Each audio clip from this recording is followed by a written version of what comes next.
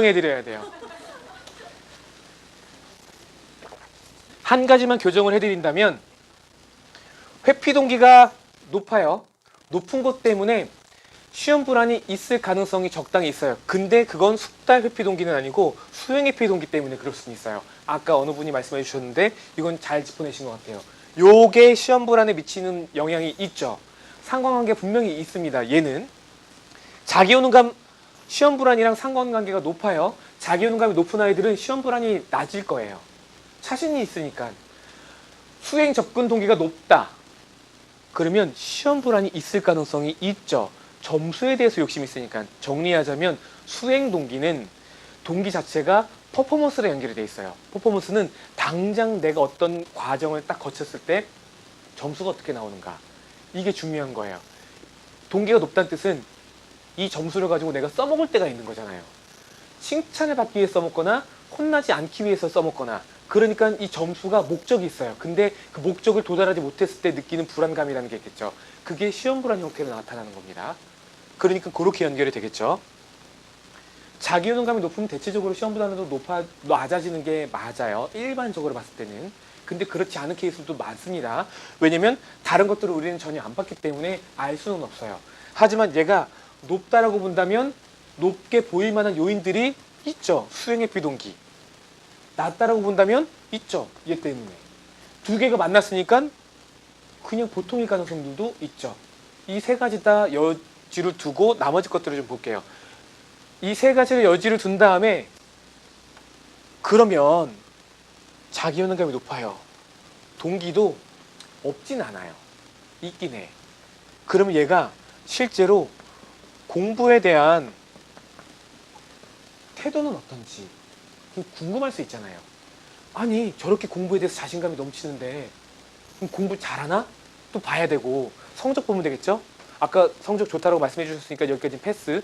그럼 얘가 공부를 그럼 열심히 하는 애인가? 열심히 해서 잘 나오니까 자기효능감이 높을 수도 있잖아요. 왜냐면 자기효능감이 높게 된 이유는 뭔가 나름대로의 근거가 있을 거란 말이죠. 왜냐면 자기효능감은 자신이 공부를 잘할 수 있는 능력이 있다 없다에 대한 믿음이에요. 그렇죠? 이게 막연할 수도 있어요. 하지만 이 능력에 대한 믿음은 과거의 경험에서 온 거예요. 경험에서 왔잖아요. 과거에 내가 이렇게 인생을 살아와 보니 나는 영어를 잘할 수 있는 능력이 분명히 있는 것 같아. 그러니까 난 공부를 잘할 수 있어 라고 믿고 있는 거예요. 그쵸? 그 과거의 경험. 근데 여기서 한 가지만 더 분리해서 생각해보면 공부를 못하는 아이도 자기효능감이 높을 수도 있고 공부를 잘하는 아이도 자기효능감이 낮을 수도 있다. 그러니까 각각의 어떤 공부를 잘한다 못한다의 그 기준 자체를 상대적으로 두고 거기에 대해서 높으냐 낮으냐를 좀 보는 거다. 그래서 전교 1등도 자기효능감이 바닥을 칠 수 있어요. 특히나 고등학생들 같은 경우에는 또 그럴 수 있습니다. 왜냐면 나는 우리 학교에서 전교 1등인데 우리 학교가 그렇게 공부를 잘하는 학교가 아니거나 혹은 나는 온 동네에서 다 서울대 갈 거라고 믿고 있는데 모의고사 할 때마다 서울대 지원해서 넣어보면은 40명 뽑는데 등수가 지원한 사람들 중에서 막 4,000등, 5,000등이 넘어가거나 이러면은 절망적이겠죠. 그렇죠. 완전 커트라인 바깥에도 이 정도 바깥은 없어요. 내려서 연대, 고대를 써도 여전히 커트라인 바깥이에요. 그러면 뭔가 좀 쫄리는 게 있겠죠. 그런 것 때문에 자기효능감이 떨어질 수 있어요. 자기효능감은 성적이랑 어느 정도 상관관계를 가지고 있지만 얘랑 성적이랑 동치해놓고 보시면 안 돼요. 같다고 보시면 안 됩니다.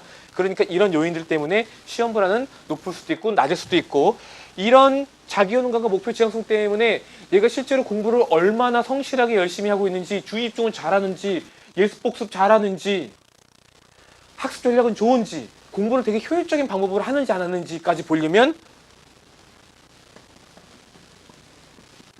여기 가서 그냥 구경하고 오시면 돼요. 다시 한번 말씀드리지만 얘네들은 그냥 그런 용도라고 보시면 돼요. 아이를 파악하는데 디테일한 것들을 찾아내는 영역이라고 보시면 됩니다. 자, 시험 불안으로 바로 넘어갈게요.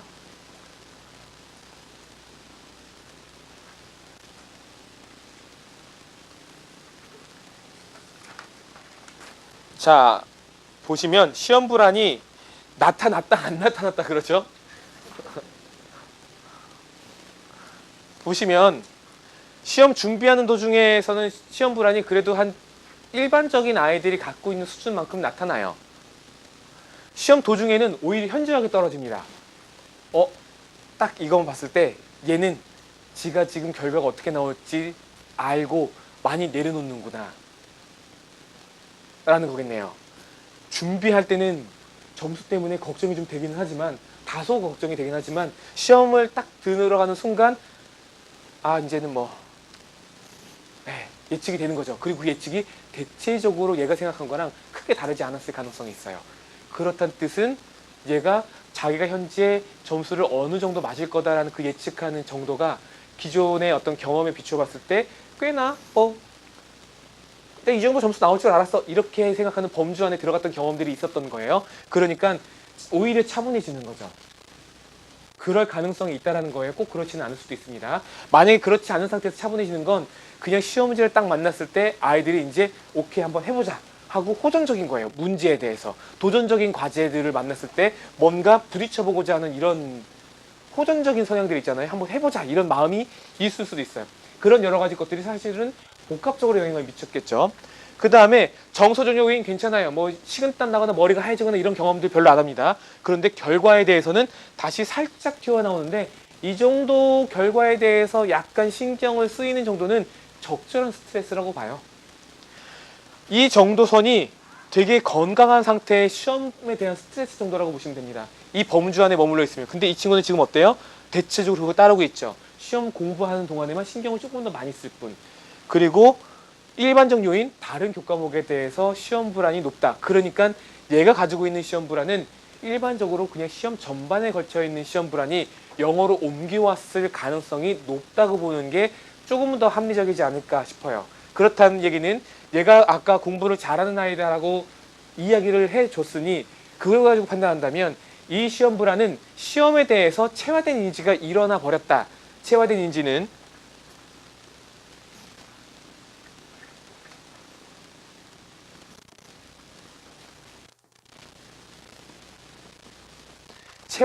뭐냐면요, 우리는 보통 감정이 만들어진 다음에 거기에 따른 어떤 행동들이 나와요. 감정이 먼저, 그 다음에 행동이거든요. 그래서 자신감이 없으면 애들 혼나면 어떻게 해요? 이러고 있죠. 눈 똑바로 못 쳐다보고 뒷짐지는 경우들도 있고, 두 손 공손히 앞으로 모으게 되잖아요. 안절부절하죠. 혼나면. 보통 그렇죠. 누군가가 앞에 나와서 발표를 하는데, 예를 들어 제가 강의하는데, 그러니까 이 자기효능감은요 이렇게 써서 막 이렇게 얘기를 해요. 그럼 여러분들이 볼 때 어때요? 느낌이? 저 사람 이 내용에 대해서는 자신이 없나라는 생각을 대번에 갖게 될 거예요. 이걸 판단하는 게 아니라 그냥 느낌으로 받아요. 느낌을 받아서 그걸 가지고 뭘로 보냐면 그냥 강의 내용에 포함을 시킵니다. 실제로 숫자가 좀 가물가물한데, 프레젠테이션을 할 때, 앞에 나와서 발표를 하거나 의사소통을 할 때 강의 내용이 좋다 안 좋다라는 걸 평가를 하거나 전달력 이런 것들을 볼 때 제스처가 이게 맞나요? 어이예요? 제스처. 바디랭귀지라고 하면 불편할 뻔했네요. 바디랭귀지가 전체 한 70% 가까이 됩니다. 메시지를 전달하는데 70% 가까이 돼요. 실제로 어디서 조사를 했는데, 테드 강연에서 어떤 사람의 강의는 조회수가 100만 건이 넘었어요. 어떤 사람의 강의는 조회수가 40만 건밖에 안 돼요. 두 사람의 강의한 카테고리는 거의 똑같아요. 이 사람은 손짓을 600여 차례 썼고요. 이 사람은 손짓을 200여 차례밖에 안 썼어요. 평균적으로 테드 나와서 강의하는 사람들의 손짓은 대략 한 400여 차례 정도 됩니다. 그러니까 이 강의를 한 사람은 600여 차례가 된 거예요. 그러니까 강의를 한번 볼 때, 들여다보고 있을 때, 혹은 그 조회하거나 오랫동안 강의를 15분 정도 되잖아요, 보통. 15분 동안 그냥 계속 보고 있는 게 강의에 빠져드는 거죠. 이유는 다른 요인들도 여러 가지가 있겠지만 제스처가 굉장히 많았다라는 걸로 이 연구에서는 뽑아내고 있습니다. 의사 전달할 때 이 제스처가 굉장히 중요해요. 자신감이 없는 사람들은 제스처가 안 나와요. 해도 이렇게 되겠죠. 자신감이 넘치는 사람들은 동작이 크단 말이죠. 왜? 우리는 일반적으로 자신이 있을 때만 동작이 크게 나타납니다. 그쵸? 그래서 의도적으로 강의를 하는 사람은 이러고 있는 게 아니라 어깨 쫙 펴고 되게 자신 있는 표정으로 자신 있게 이야기를 하고 목소리도 그래야 돼요. 실제로 메시지는 8% 정도밖에 안 미쳐요. 무슨 말을 하느냐는 별로 중요하지 않아요. 오히려 이거보다 목소리 톤이 더 중요합니다. 발성 이런 게. 강의 잘하는 사람은 대체적으로 발성도 좋고 뭔가 표정이라든지 눈빛이라든지 이런 것들이 모두 다 제스처나 바디랭귀지 안에 들어가거든요. 그러니까 언어적인 요인이 아니라 비언어적인 요인이에요.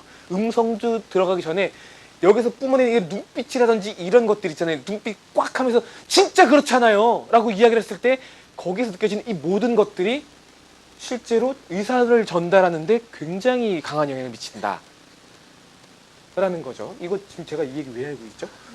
까먹었어요. 체화대인지. 뭐 하다가 체화대인지 했어요?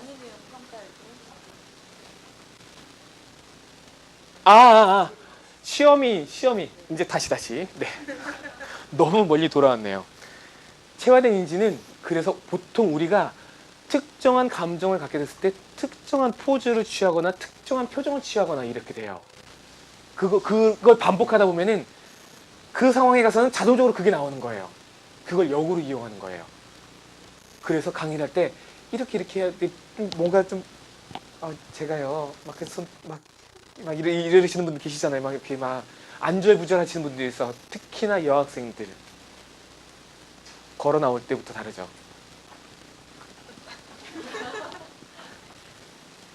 제가요 계속 이게 지금 안절부절 못하다는 뜻이기도 해요. 그냥 그때 자연스럽게 그런 행동이 나오는 거예요. 그럼 반대로 자신있게 막 이렇게 이야기하고 고개 똑바로 들고 눈 똑바로 뜨고 눈은 마주치고 있지만 절대 쫄리지 않는다 막 이런 생각들 연습하는 거예요. 이러고 있으면 실제로 마음이 편안해져요. 그래서 체화된 이지라는 뜻은 이 친구가 시험 환경에서 이때 느끼는 그 감정이 다른 시험을 볼 때 여긴 내가 잘하는 과목이거든요. 근데 거기 가서도 이 시험 환경에서 이러고 있는 순간 그 감정이 되살아나는 거예요. 뭔지 모를 불안감. 이런 게 일종의 체화된 인지라고 보시면 돼요. 그래서 이런 아이들 같은 경우에 하이파워 포즈를 알려주세요.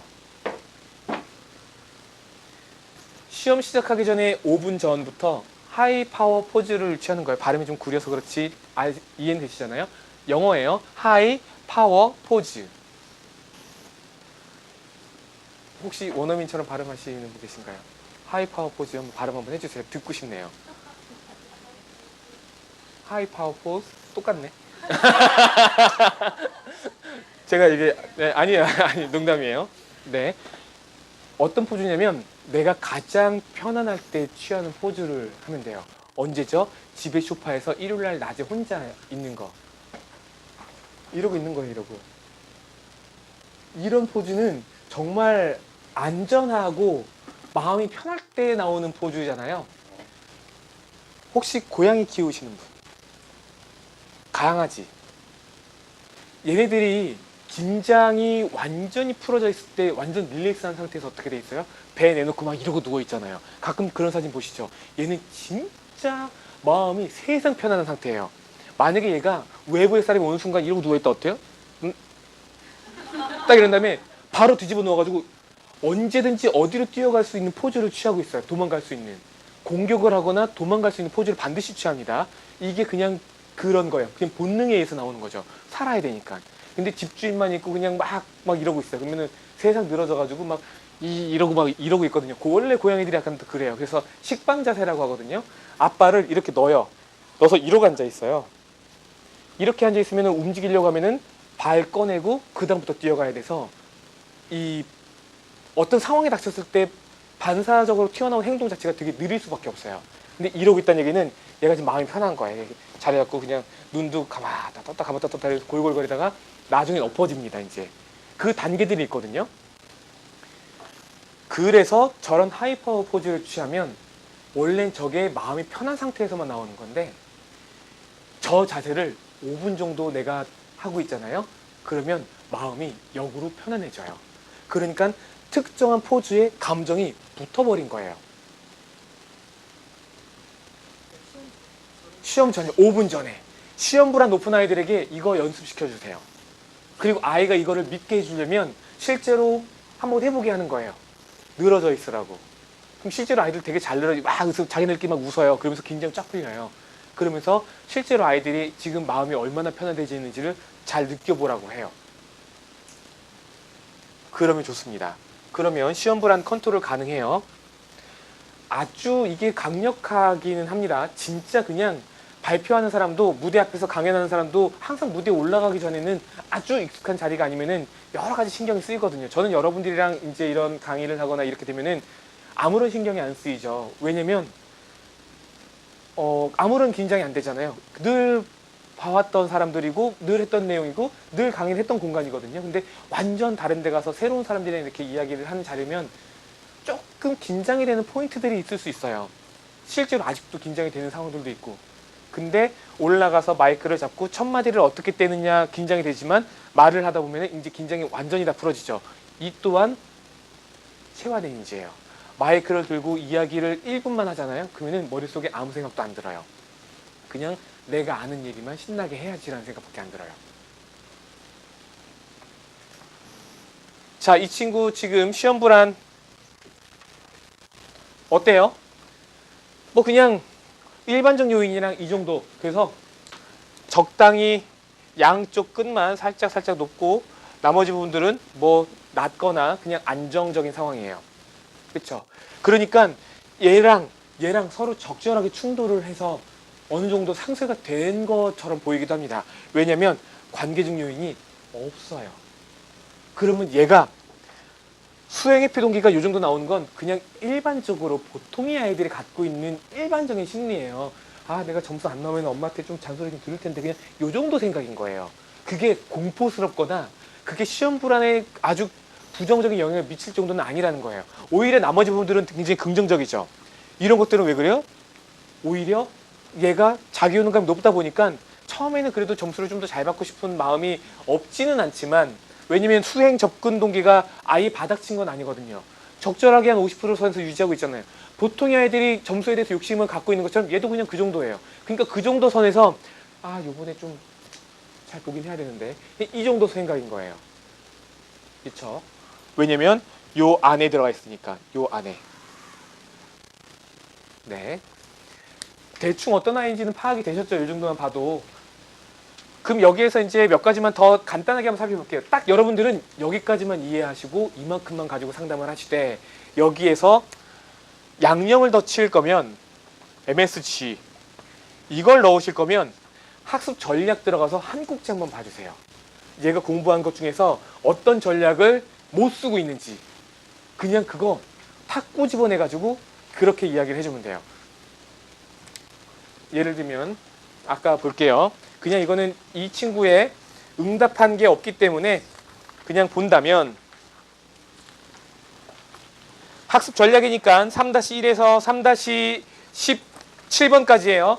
3-1에서 5번까지는 교과목 학습 전략, 6번에서 10번까지는 인지 학습 전략, 11번부터 17번까지는 메타 인지 학습 전략이에요. 여기서 엄마가 좋아하는 건 아까 뭐라 그랬죠? 메타 인지 학습 전략이에요. 이 포인트를 하나 그냥 딱 꼬집어내는 거예요. 자, 한번 제가 다시 한번 읽어볼게요. 없으신 분들은 그냥 보시면 됩니다. 저는 수학이니까 수학 문제를 풀다가 잘 풀리지 않으면 전 단계로 돌아가 무엇을 모르는지 찾아 공부하곤 한다. 근데 이런 항목들 중에서 아이가 전혀 안 한다고 나타난 게 만약에 있다라고 볼게요. 그게 예를 들어서 뭐 11번이나 12번이다. 그러면 11번 같은 건 어때요? 잘 풀리지 않으면 전 단계로 돌아가 무엇을 모르는지 찾아 공부한다. 근데 이 친구 그걸 전혀 안 한다. 그러면 아이가 지금 그걸 안 하고 있잖아요. 그 전략을 안 쓰고 있잖아요. 그럼 문제를 풀다가 막히면 그럼 거기서 멈춰버린다는 뜻인 거잖아요. 그럼 이거 안 좋겠죠. 그러니까 이 친구에게 이런 가이드를 주는 거예요. 너 수학 문제 풀다가 이렇게 풀다가 쫙 막히잖아. 막히면 원래는 어떻게 하는 게 가장 좋아? 애가 대답하게 하는 거예요. 문제 다시 읽어보는 게 좋아요. 왜 문제 다시 읽어보는 게 좋지? 문제를 잘 읽어보다 보면 풀이 방법을 떠올릴 수가 있어요. 그렇지. 문제를 보면 풀이 방법을 떠올릴 수가 있어.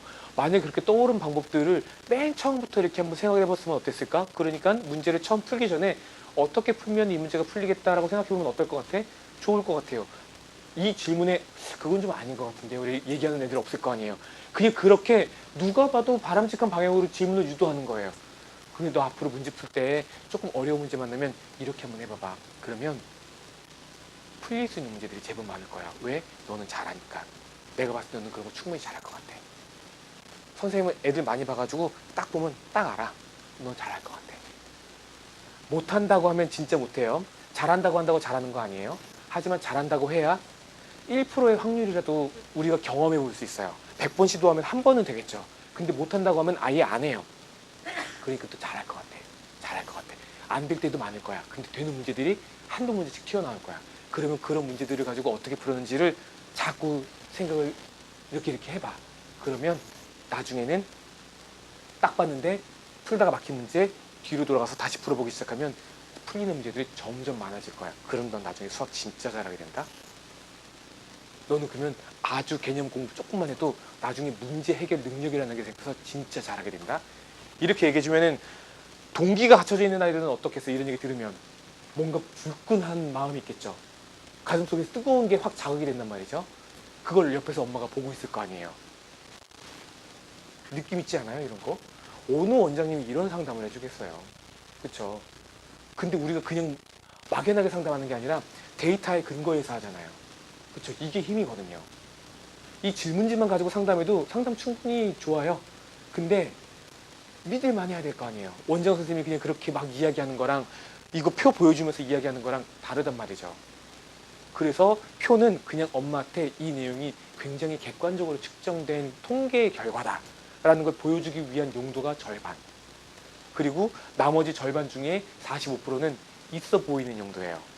그리고 5%가 메시지 전달이라고 보시면 됩니다.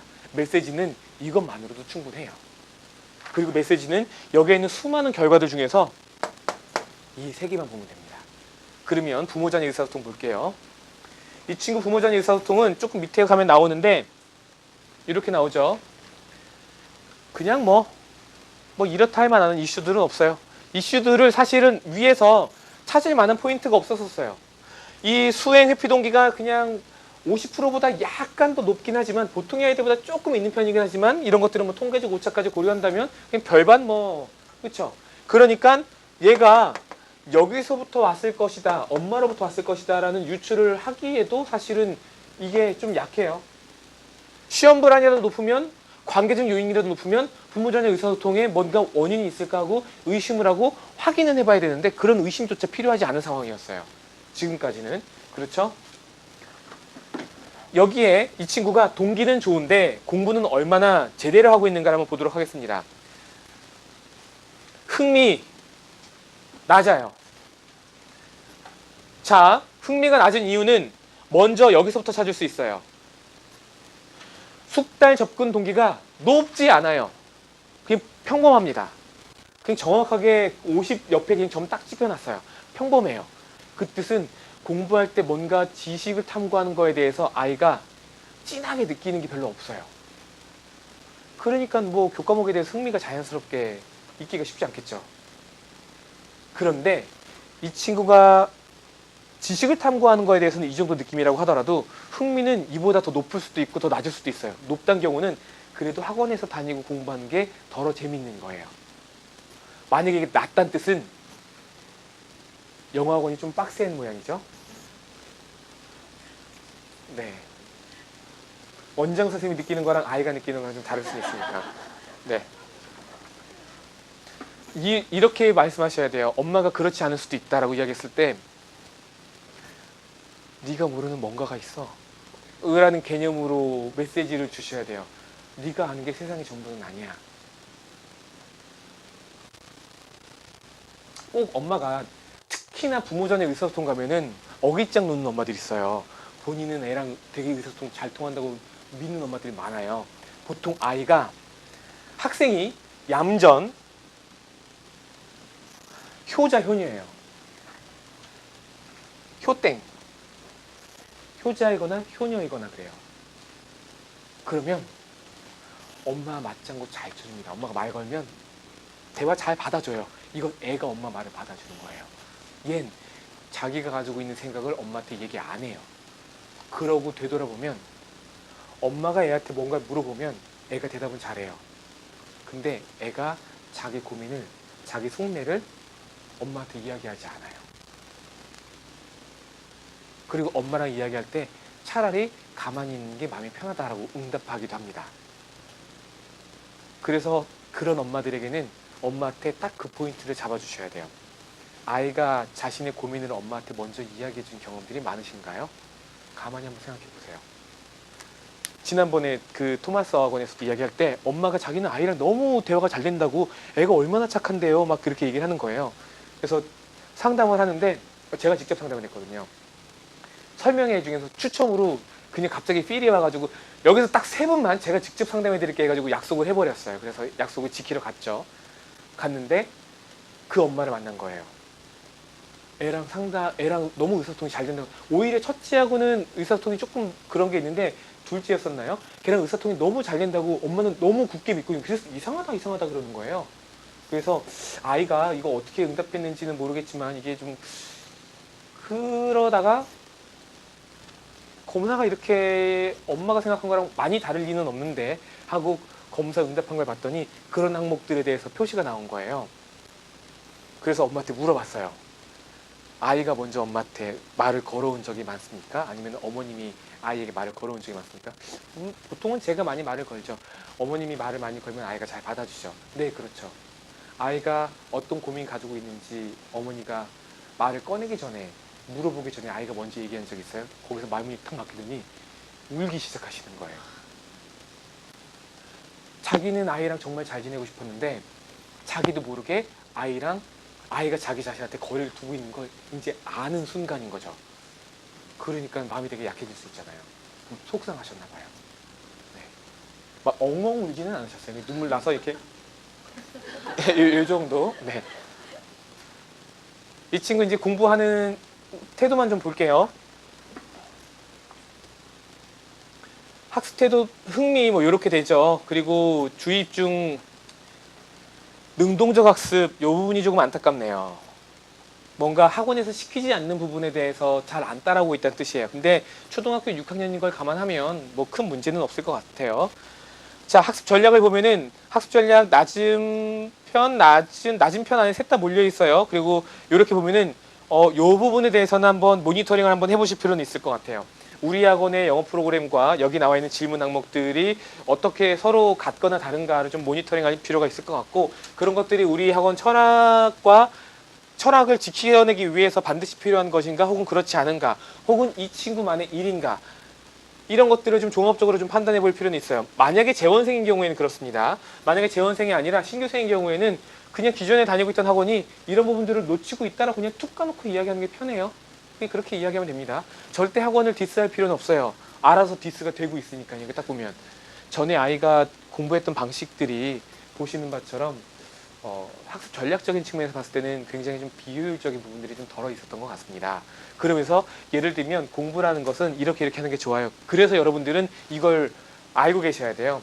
3-1번부터 17번까지. 그래서 아이들은 새로운 개념을 배울 때 전에 배웠던 내용들이랑 어떻게 연결되는지를 좀 중요하게 살펴봐야 되는데, 이 친구는 현재 그런 것들도 전혀 안 하고 있다고 응답을 하고 있어요. 그래서 이런 부분들이 공부에 있어서는 어떤 의미를 갖는지 여기서부터 이제 여러분들이 이야기를 하는 거예요.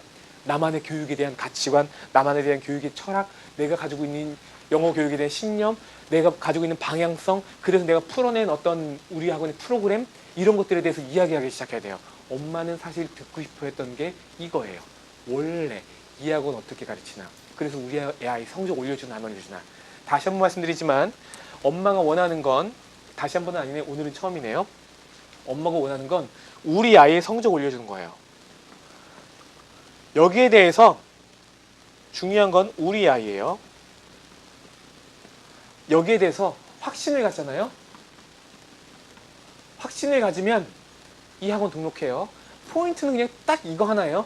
우리 애가 이 학원 다니면 성적이 올라갈 것 같아. 이 사람이 이거 잘하는 것 같아. 확신만 주면 돼요. 확신은 크게 2가지에서 옵니다. 첫 번째 전문성이에요. 그리고 두 번째는 결과물이에요. 히스토리가 있어야 돼요. 즉 우리가 방금 얘기했었던 것처럼 새로 배운 개념을 과거에 배웠던 이전 개념이랑 연결지어서 생각해 보도록 훈련한다. 그러면 그렇게 훈련했던 결과물들이 있을 거 아니에요. 없으면 오늘부터라도 만들어야 돼요. 이거 금방 쌓입니다. 엄마한테 보여줄 건 금방 쌓여요. 자료가 한 3장만 쌓이면 엄마한테 바로 보여줄 수 있어요. 클리어 파일에다 그냥 넣어두세요. 앞면 뒷면 앞면 뒷면 해서 이런 식으로 공부하는 게 굉장히 중요합니다. 라고 엄마한테 보여주는 거예요. 예를 들면 마인드맵을 그린다거나 백지 테스트를 본다거나, 그렇죠? 여러 가지 방법들이 있을 거예요. 그런 방법들을 통해서 개념과 개념 사이의 연결, 그러면서 이런 수업에 대해서 이름을 붙이면 좋겠죠.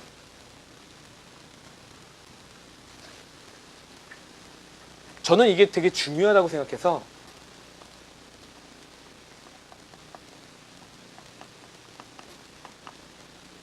라고 이름을 붙여요. 그리고 책에서도 썼지만 단원의 목차, 이건 반드시 외우고 있어야 된다라고 아주 주구장창 예전부터 강조를 하고 다녔었습니다.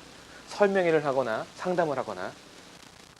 그래서 요 확신을 주면 돼요. 전문성은 TLP를 바탕으로 해서 여러분들이 몇몇 그 연구 결과들 한두 개, 그리고 뭐 이런 자료들을 통해 상담을 하는 것만 봐도 엄마는 여러분들이 뭔가 교육 전문가 같다라는 느낌을 받으실 겁니다. 거기에 대해서 여러분들이 잘 하실 수 있는 분야, 즉 교과목에 대한 분야에서 한 군데에서 딱 여러분들의 늘 그랬던 것처럼 방언이 한번 딱 터지는 순간 엄마는 그렇다고 믿을 거예요.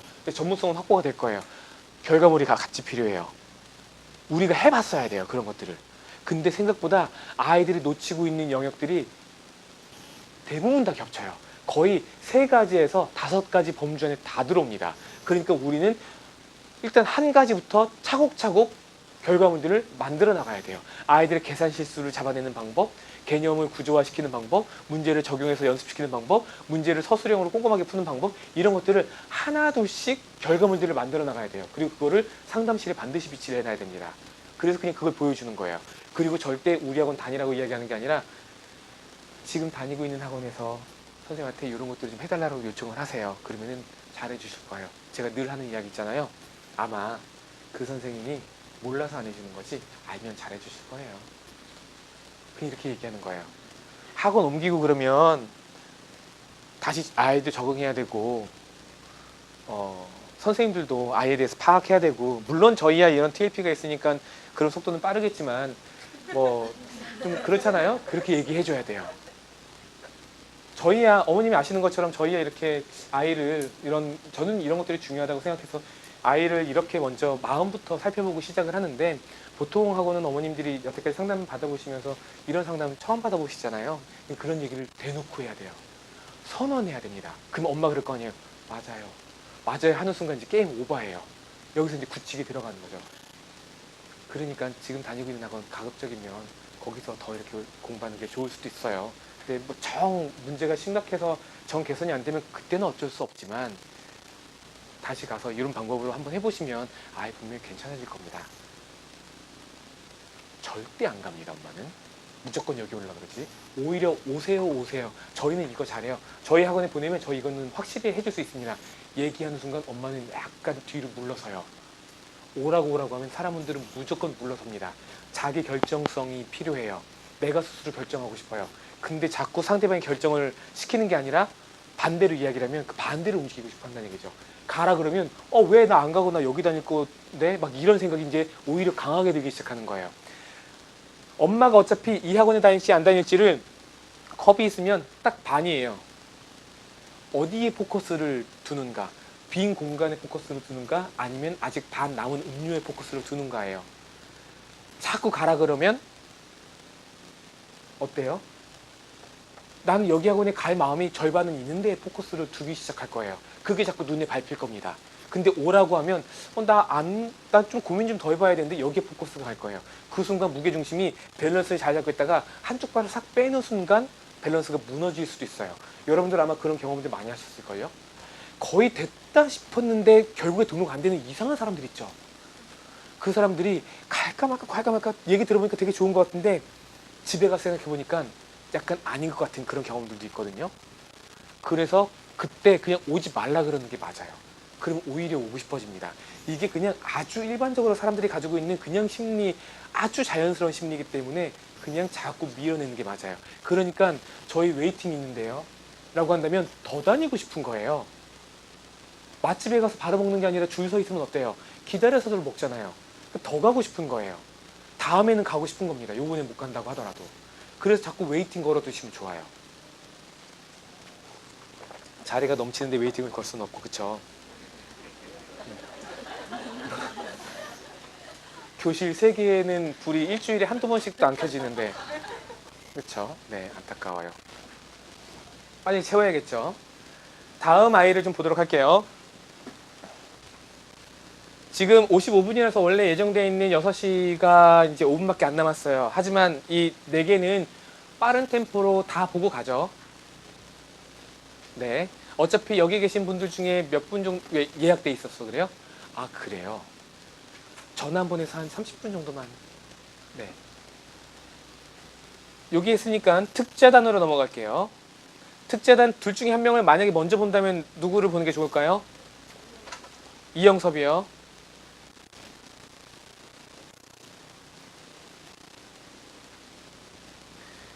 자, 뭐부터 보시라고요?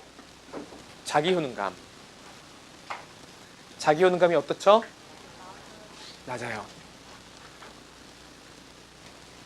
우리는 이제 저 검사지에 나와 있는 수많은 그래프와 곡선들과 숫자들 중에서 딱 이것만 추려야 돼요. 여기 나와 있는 요거. 딱 요 4가지만 눈으로 보시면 돼요. 이게 이런 목표가 없을 때에는 이 값이랑 이 값, 이 값, 이 값, 이 값, 이 값, 이 값, 밑에 또 4개, 이게 동시에 머릿속에 탁 들어와요. 뭔 생각인지 안 나요. 우리의 뇌는 이 작업 기억의 용량은 한꺼번에 정보 처리를 할 때 이런 단순한 기억들 같은 경우에는 개수를 기억한다고 한다면 7개에서 많아야 9개예요. 적으면 5개입니다. 근데 이거를 보고 생각하면서 이거를 보고 생각하고 이걸 보고 생각하고 그렇게 되면 보통 2~3개밖에 머릿속에서 정보 처리를 못해요. 복잡한 사고 같은 경우에는. 생각을 많이 하게 되면 앞에 거 보고 있을 때 뒤에 거 보잖아요. 그러면은 앞에 게 뭔지 몰라요. 그래서 다시 보면 다시 새로 와요. 그래서 머릿속에 안 들어와요. 딱딱 골라서 보시고 표시만 해두세요. 그냥 거기서 의사결정 해버려야 돼요. 어떻게? 자기효능감이 안 좋네요. 네, 자기효능감 바닥. 완전 바닥은 아니니까 이렇게 둘게요. 그냥 넘어가요. 목표 지향성 동기. 위로 지금 요만큼 봤는데 60% 이상으로 올라온 게 없어요.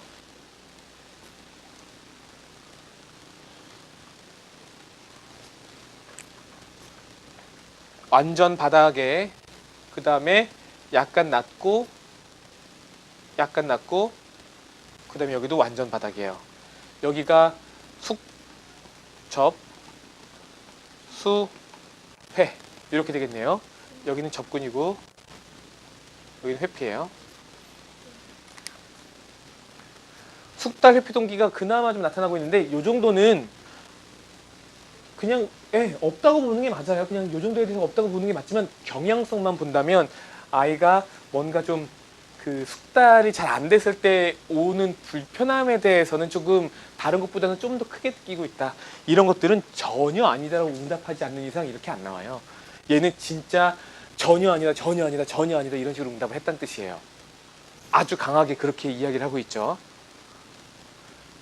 보통 이런 게 이렇게 그 거의 빵점이나 거의 100점에 가까운 점수가 나왔다는 거 하는 건 그 해당 항목에 대해서 아이가 전혀 아니다 이런 응답들을 많이 했다는 뜻이고, 그런 것들은 아까 말씀드린 것처럼 1점과 6점의 응답 비율이 상대적으로 높게 나타날 수 있을 가능성이 높겠죠. 그럴 때 이 친구는 자기 주장이 강한 아이로 보는 게 일반적인 생각이라고 보시면 돼요. 확률적으로 그게 맞을 확률이 굉장히 높아요. 그렇다는 얘기는 얘는 공부는 더럽게 못하지만 뭐 공부는 전혀 하고 싶지 않지만 그 마음을 바꿀 만한 생각을 전혀 안 하고 있을 가능성이 일단 이것만 봤을 땐 있어 보입니다.